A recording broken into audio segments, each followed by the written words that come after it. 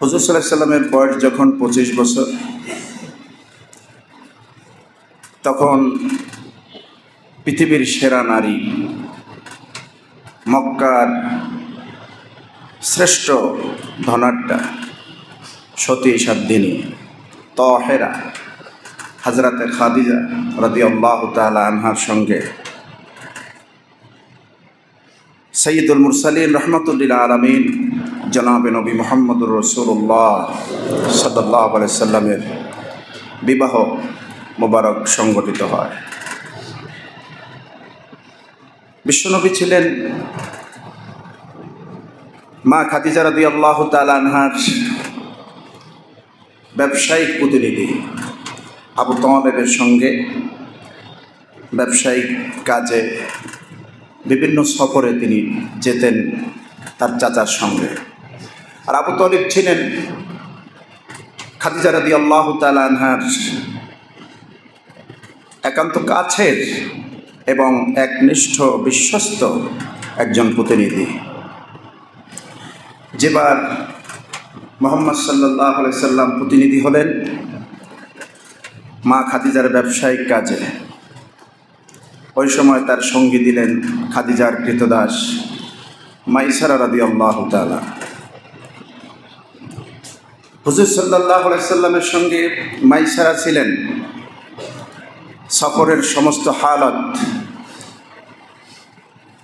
বেচাকেনা, চলাফেরা, লেনদেন, কথাবার্তা সব তার দৃষ্টিগোচরে আসে।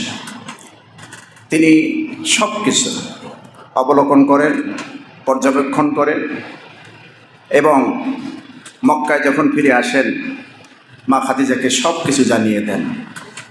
খাদিজাকে প্রশ্ন করলেন, আপনি কাকে পাঠিয়েছেন ব্যবসায়, যিনি রোদের মধ্যে হাঁটলে আকাশ থেকে একখণ্ড মেঘ এসে তাকে ছায়া দেয়? কাকে আপনি পাঠিয়েছেন ব্যবসায়, যিনি আমানতদারিতার ক্ষেত্রে গোটা পৃথিবীতে চূড়ান্ত দৃষ্টান্ত স্থাপন করেছে? নিষ্ঠাবানের এক মহাপরাকাষ্ঠা মুহাম্মদ বিন আবদুল্লাহ,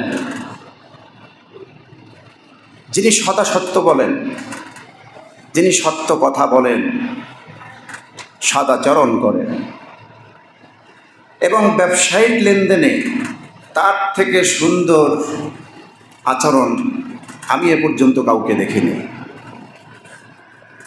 এসব কথা শুনে মা খাদিজা রাদিয়াল্লাহু তাআলা আনহা ক্রমান্বয়ে হুজুরের প্রতি ঝুঁকে পড়লেন। আজকে পৃথিবীর নাস্তিকেরা বলে যে ইসলামের নবী মুহাম্মদ সাল্লাল্লাহু আলাইহি ওয়াসাল্লাম তিনি নারী ভোগ করতেন। নাউজুবিল্লাহ। বিবাহের নামে নারীদেরকে ভোগ করতেন। আজকে তাদের জানা দরকার আমার রাসূল সাল্লাল্লাহু আলাইহি সাল্লাম হযরতে মা খাদিজা থেকে শুরু করে 11 জন স্ত্রী, 2 জন দাসী, কোনো একজন স্ত্রীকে আল্লাহ পাকের ইশারা ছাড়া, আল্লাহ পাকের পক্ষ থেকে নির্দেশ ছাড়া, পরোক্ষ বা প্রত্যক্ষভাবে ইশারা নির্দেশ ছাড়া একজন স্ত্রীও নবীজি গ্রহণ করেন না। আমার নবী সাল্লাল্লাহু আলাইহি ওয়াসাল্লাম যদি নারী লোভী হন, নারী লোভী এই জাতীয় লোক হন, আমার রাসূলের চরিত্রের গায়ে ওরা কালিমার দাগ দিতে চায়। ওরা বলে ইসলামের নবী এতগুলি বিবাহের দরকার ছিল কি? দরকার ছিল এই জন্য অনেকগুলি প্রেক্ষাপট, অনেকগুলি কারণে হুজুর সাল্লাল্লাহু আলাইহি ওয়াসাল্লাম বিবাহ করেছেন। সামাজিক কারণে, তারপরে ধর্মীয় কারণে, এরপরে লিগাল কারণে, অনেকগুলি কারণে বিশ্বনবী মুহাম্মদ সাল্লাল্লাহু আলাইহি ওয়াসাল্লামের বিবাহ ছিল। কিন্তু মা খাদিজার সাথে যখন তার পরিণয় হয়, হুজুর সাল্লাল্লাহু আলাইহি ওয়াসাল্লাম মা খাদিজা জীবিত থাকতে দ্বিতীয় আরেকজন স্ত্রী গ্রহণ করেননি। আমার নবী যদি নারী লোভী হতেন তাহলে হুজুর সাল্লাল্লাহু আলাইহি ওয়াসাল্লামের সঙ্গে সর্বপ্রথম যার বিবাহ হলো মা খাদিজা রাদিয়াল্লাহু তাআলা আনহার বয়স কত ছিলেন? 40 বছর। এটা আপনারা জানেন, আমরা জানি, মাশহুর কথা।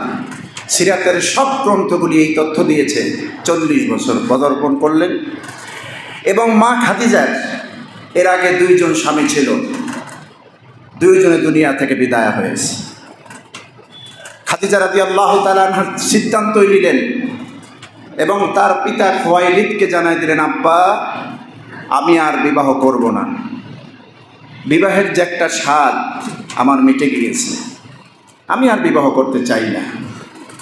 কিন্তু বিশ্বনবী মুহাম্মদ সাল্লাল্লাহু আলাইহি সাল্লামের সততা, নিষ্ঠা, ন্যায়পরায়ণতা, আদর্শ, উত্তম চরিত্রের দিকে ক্রমান্বয়ে মা খাদিজা দুর্বল হয়ে পড়লেন। মাইসারার কণ্ঠে তার সুনাম শুনলেন, ব্যবসায়িক ক্ষেত্রে তার খ্যাতি দেখলেন। সব কিছু দেখে এক বান্ধবীর মাধ্যমে খাদিজা প্রস্তাব পাঠালেন আবু তালিবের কাছে, কারণ রাসূলুল্লাহর গার্ডিয়ানকে আবু তালিব। হুজুর সাল্লাল্লাহু আলাইহি সাল্লাম না করলেন না, আবু তালিব প্রস্তাব গ্রহণ করলেন এবং যেই বিবাহ হয়েছে সেই বিবাহের খুতবা আবু তালিব স্বয়ং নিজে পড়েছেন। হুজুর সাল্লাল্লাহু আলাইহি সাল্লামের পক্ষ থেকে 20টি উট দেওয়া হয়েছে মহারানা। তোমরা বলছো আমার নবীর চরিত্র নিয়ে বাজে মন্তব্য করো, আর একাধিক স্ত্রী, আমার আল্লাহর বর্ণনা কি দেখুন, একাধিক স্ত্রী আমার রসুলের জন্য জায়েজ ছিল, আর আমাদের জন্য কয় নম্বর পর্যন্ত? 4টা। 4টা তো করা মুশকিল, একের পরে 2 করতে গেলে ঝামেলা আছে না নাই? আছে।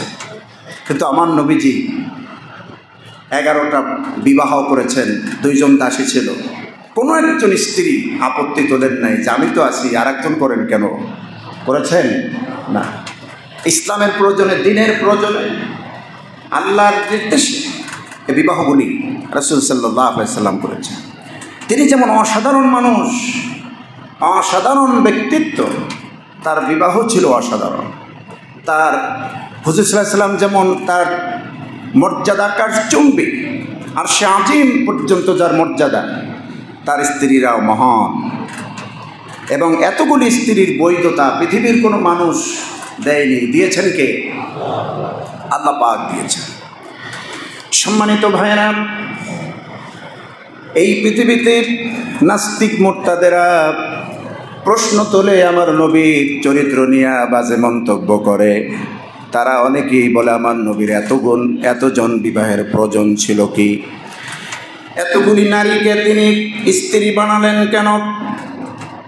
কিতাবের মধ্যে পাওয়া যায় ধর্মীয় কারণে, রাজনৈতিক কারণে, লিগাল কারণে, অনেকগুলি পয়েন্টে ইসলামের জন্য, কোরআনের জন্য, আল্লাহর দ্বীনের জন্য, আল্লাহর নির্দেশে বিশ্বনবী মুহাম্মদ সাল্লাল্লাহু আলাইহি সাল্লাম বিবাহ করেছিলেন। একজন স্ত্রীও নবীজি নিজ চাহিদায় গ্রহণ করেন নাই। আর এই সব নারীদেরকে আল্লাহ রাব্বুল আলামিন তার জন্য বৈধতা দিলেন কিভাবে দেখুন।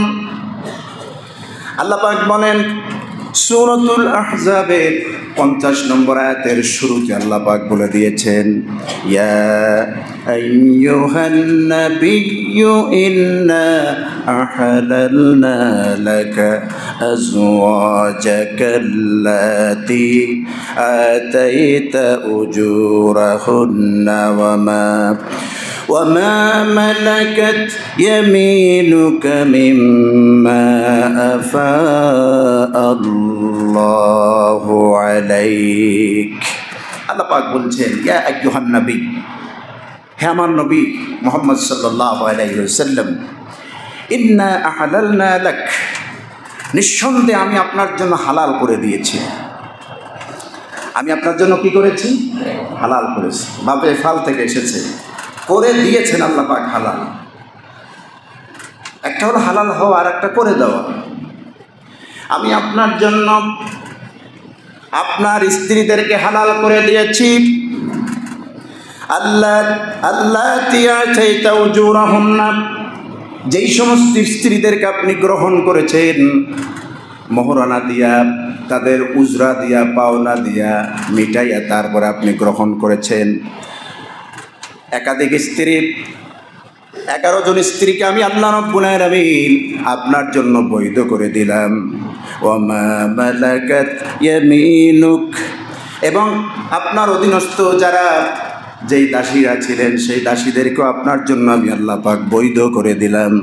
মিম্মা আফা আল্লাহু আলাইক, যা আল্লাহর পক্ষ থেকে আপনাকে দেওয়া হয়েছে। এই হলো আল্লাহর কথা, যে আপনি যে স্ত্রীদেরকে গ্রহণ করেছেন, সবগুলি স্ত্রী আমি আল্লাহ পাক আপনার জন্য বৈধতা দিয়েছি, বৈধ করে দিয়েছি। আর নাস্তিকেরা বলে মুহাম্মদ সাল্লাল্লাহু আলাইহি ওয়াসাল্লামের এতগুলি স্ত্রীর কী প্রয়োজন ছিল? শিক্ষার প্রয়োজনে স্ত্রী গ্রহণ করেছেন। মুসলিম নারীরা অনেক গোপন মাসালা জানার জন্য সবসময় রাসূল সাল্লাল্লাহু আলাইহি ওয়াসাল্লামের সামনে গিয়ে প্রশ্ন করা সম্ভব ছিল না। ইসলামিক জ্ঞান, ইসলামিক নলেজ আমাদের মা নবীর স্ত্রীদের কাছ থেকে যেন মহিলারা নিতে পারেন, বড় বড় মাসালা সলভ করতে পারেন।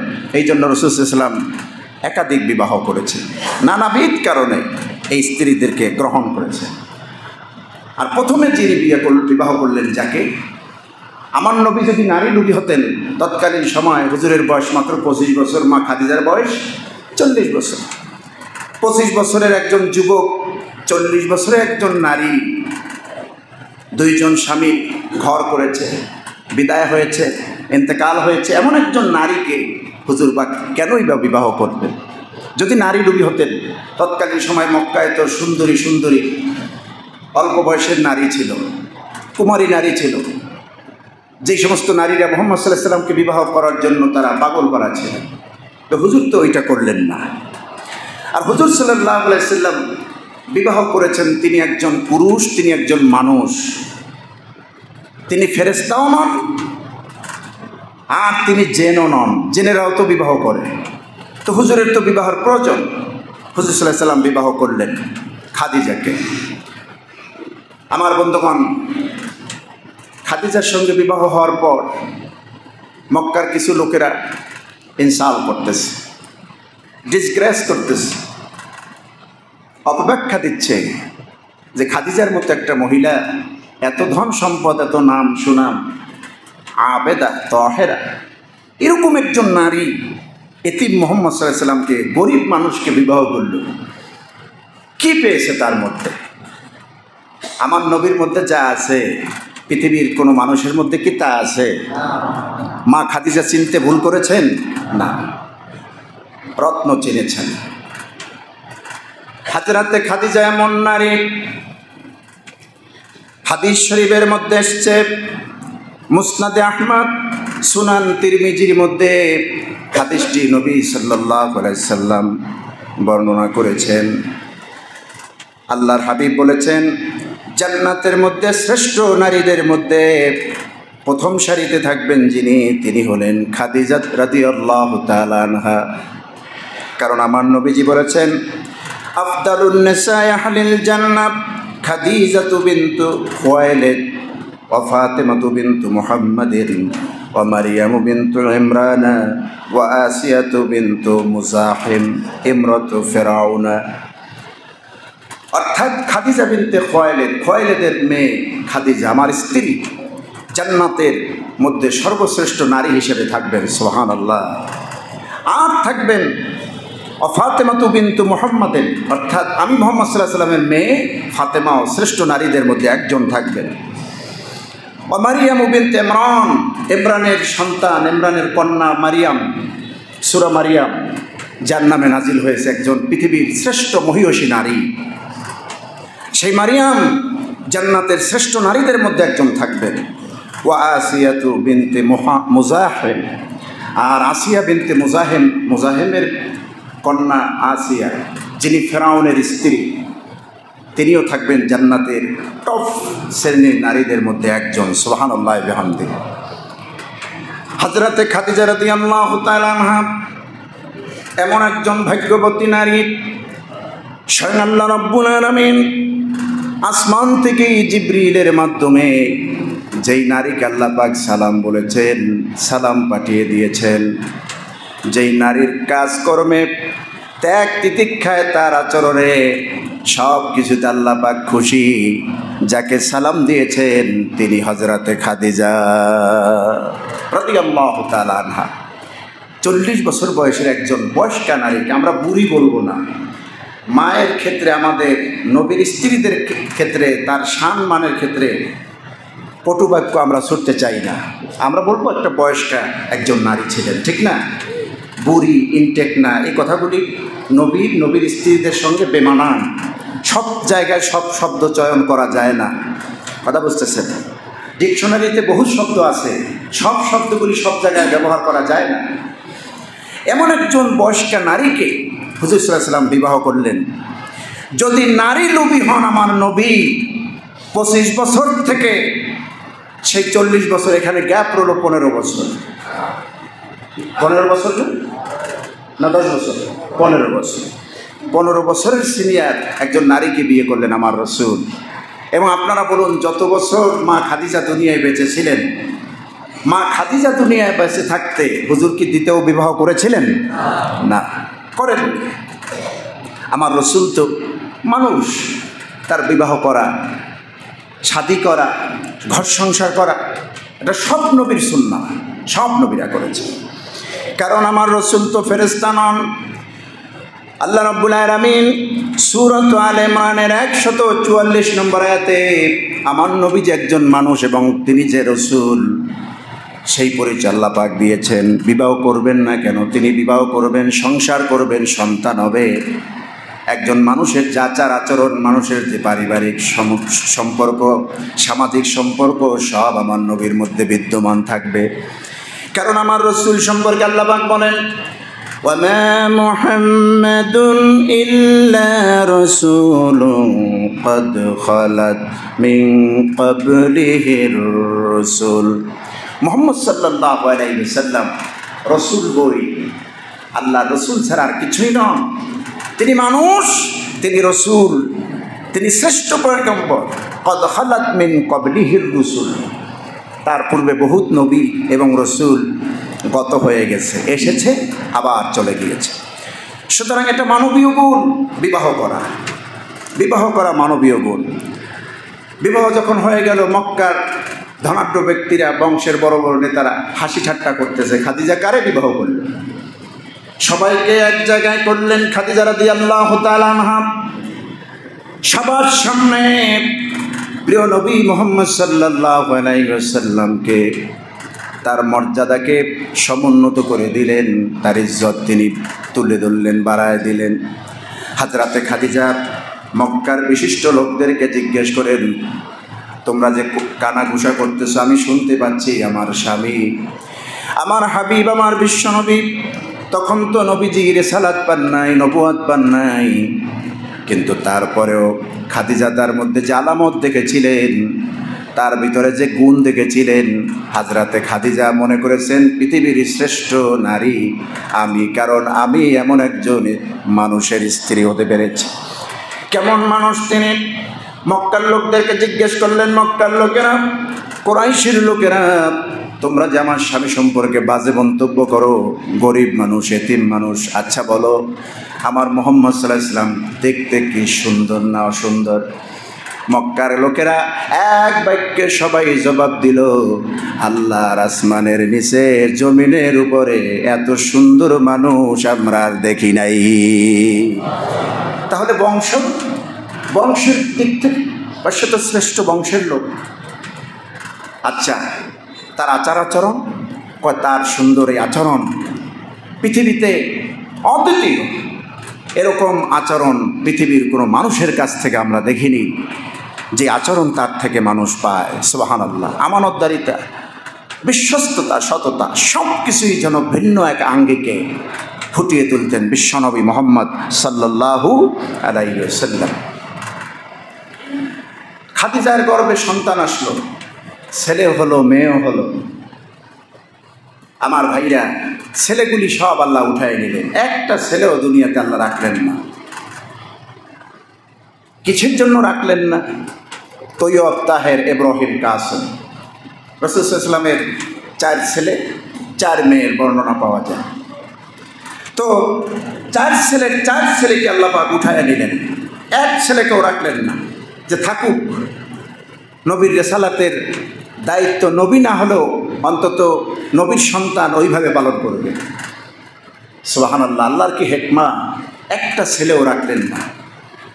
খোলাফায়ে রাশিদিনের মধ্যে, খোলাফায়ে রাশেদার যুগে খেলাফতের দায়িত্ব নিয়ে যেমন কারাকারি হয় নাই, বয়োজ্যেষ্ঠ একজন মুরব্বী আমলদারি রাসূলুল্লাহর প্রিয় সাহাবী হযরত আবু বকর রাসূলের ইন্তেকালের পর খেলাফতের দায়িত্ব যেমন হাতে নিলেন, এরকম খেলাফতের দায়িত্ব হুজুর সাল্লাল্লাহু আলাইহি ওয়াসাল্লামের একটা ছেলে বেঁচে থাকলে হয়তো বা ওয়ারিশ সূত্রে সে পাবে।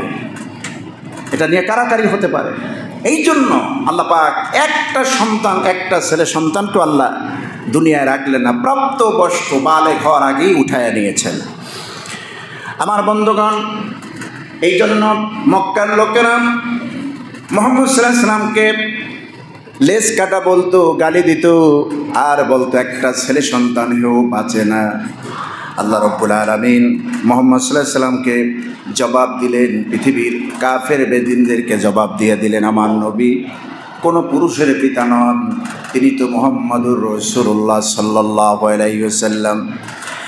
আল্লাহ রাব্বুল আলামিন সূরাতুল আহজাবের 40 নম্বর আয়াতে তা স্পষ্ট করে দিলেন, মা কানা মুহাম্মাদুন আবা আহাদিম মির রিজালিকুম ওয়ালাকির রাসূলুল্লাহি ওয়া খাতামান নাবিয়্যিন ওয়া কানা আল্লাহু বিকুল্লি শাইইন আলিমা।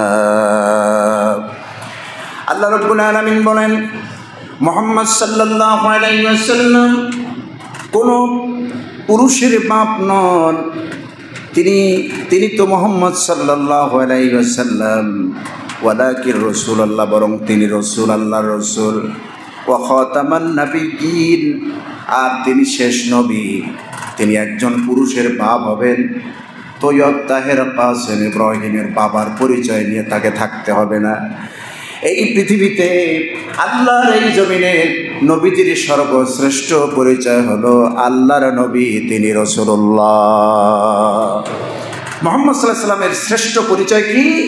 রাসূলুল্লাহ সাল্লাল্লাহু আলাইহি ওয়াসাল্লাম, ওয়ালাকির রাসূলুল্লাহ ওয়া খাতামান নাবিয়্যিন। কোনো পুরুষের বাপ তিনি, এই পরিচয় তার নিতে হবে না, বরং তার শ্রেষ্ঠ পরিচয় হচ্ছে তিনি আল্লাহর রাসূল, ওয়া খাতামান নাবিয়্যিন, এবং নবীদের শেষ। ওয়া কানা আল্লাহু বিকুল্লি শাইইন আলিমা। আর এ ব্যাপারে আল্লাহ রাব্বুল আলামিনই সর্বাধিক জ্ঞাত, তিনি জানেন সব কিছু। আমার বন্ধুগণ, এই পৃথিবীতে স্বামী স্ত্রীর সম্পর্ক, দাম্পত্য জীবন, সামাজিকভাবে পারিবারিক জীবন কেমন হবে, কত সুন্দর হবে, এই পৃথিবীর কোনো মনীষীর থেকে আমরা গ্রহণ করব না। আমরা গ্রহণ করব আমাদের আদর্শ বিশ্বনবী মুহাম্মদ সাল্লাল্লাহু আলাইহি সাল্লামের মাধ্যমে। তার আদর্শ তার আদর্শের মালা আমরা গলায় পরব, ঠিক না? যার আদর্শের মধ্যে রয়েছে কল্যাণ, যার আদর্শের মধ্যে রয়েছে কি? কল্যাণ। لقد كان لكم في رسول الله أسوة حسنة لمن كان يرجو الله واليوم الآخر وذكر الله كثيرا। আল্লাহ পাক বলছেন, কোথায় কোন আদর্শ খুঁজো? আমেরিকা, লন্ডন, ইউরোপ, কোথায় কার্ল মার্কস, কোথায় লেনিন, কোথায় মার্কসুদ্দিন, এগুলি খুঁজো না। মুসলমানদের আদর্শ হবে মুহাম্মদ সাল্লাল্লাহু আলাইহি সাল্লামের আদর্শ। লাকাদ কানা লাকুম ফি রাসূলিল্লাহি উসওয়াতুন হাসানা। আল্লাহ বলছেন, অবশ্যই তোমাদের জন্য তোমাদের রসুলের মধ্যেই রয়েছে উত্তম আদর্শ।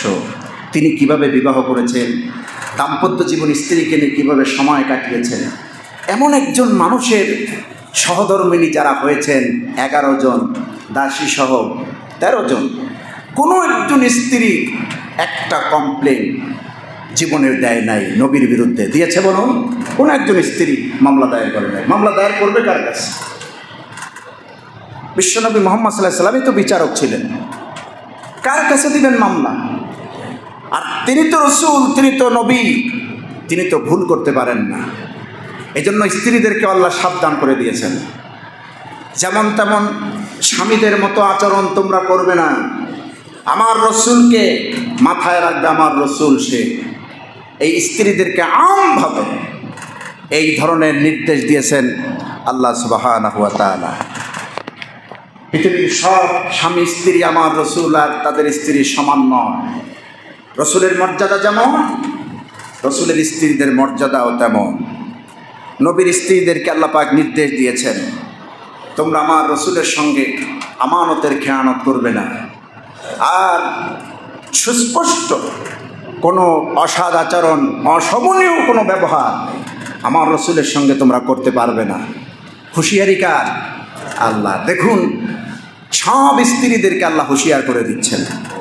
কোরআনে কারীম আল্লাহ রাব্বুল আলামিন বলেন, ইয়া নিসাআন নাবিয়্যি মান ইয়াতি মিনকুন্না বিফাহিশাতিন মুবায়্যিনা يضاعف لها العذاب ضعفين وكان ذلك على الله يسيرا।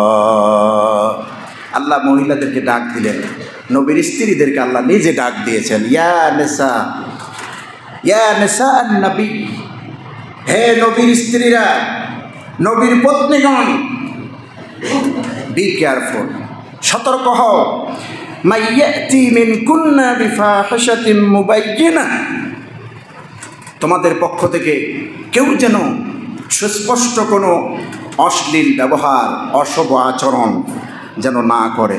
এখানে বিফাহিশা, ফাহিশা শব্দটির কোরআনে যত জায়গায় আল্লাহ উল্লেখ করেছেন, যেখানে এই ফাহিশাতুন শব্দের আগে আলিফ লাম যুক্ত আছে, সেখানের অর্থ হবে বেবিচার। আর যেখানে আলিফ লাম নাই, শব্দটা শুধু নাকেরা, অনির্দিষ্ট, সেখানে ব্যবহার হবে, সেখানে অর্থ হবে অশুভ আচরণ, অশ্লীল কথাবার্তা। তো রাসূল পাক সাল্লাল্লাহু আলাইহি ওয়াসাল্লামের ক্ষেত্রে, তার স্ত্রীদের ক্ষেত্রে আল্লাহ পাকের শব্দ চয়ন দেখুন। আল্লাহ পাক কত সুন্দর শব্দ তার স্ত্রীদের সম্পর্কে চয়ন করেছেন। বিফাহিশাতান, আল ফাহিশা শব্দ ব্যবহার করেননি, কারণ নবীর স্ত্রীদের মর্যাদা পৃথিবীর সব নারীদের থেকে শ্রেষ্ঠ, সব নারীদের থেকে মর্যাদা তাদের বেশি। এই জন্য ওই সব নারীদেরকে আল্লাহ পাক বলেন, ইয়া নিসাআন নবী, হে নবী পত্নীগণ, নবীর স্ত্রীরা, তোমাদের ভেতর থেকে নবীর সাথে কোনো ধরনের সুস্পষ্ট অসৎ আচরণ, অশুভ আচরণ যেন না হয়। যদি আমার নবীর সঙ্গে তোমরা কেউ অসৎ আচরণ করো, অশুভ আচরণ করো, অশ্লীল ব্যবহার করো, আল্লাহ রাব্বুল আলামিন বলেছেন, ইউদাফ লাহাল আযাবু দিফাইন, আমি তোমাদের জন্য আযাবকে দ্বিগুণ করে দেব। দেখেন, নারীদেরকে, নবীর স্ত্রীদেরকে আল্লাহ সতর্ক করলেন, ভয় দেখালেন।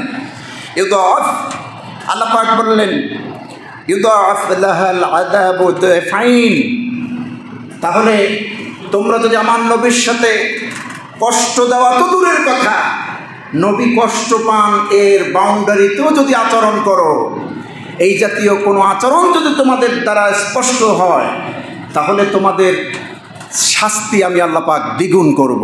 এই ঘোষণা কার? আল্লাহ পাকের। নবীর স্ত্রীদের ওই রকম সাহস নাই আমার রসুলের সঙ্গে বেয়াদবি করবে, কারণ রসুলের সঙ্গে বেয়াদবি কুফুরি, নবীর সঙ্গে বেয়াদবি কি? কুফুরি। এই পৃথিবীতে উস্তাদের সঙ্গে বেয়াদবি করলে বেয়াদবি, ইমামের সঙ্গে বেয়াদবি করলে বেয়াদবি, মা বাবার সঙ্গে বেয়াদবি করলে পরে বেয়াদবি হয়, কবিরা গুনাহ হয়।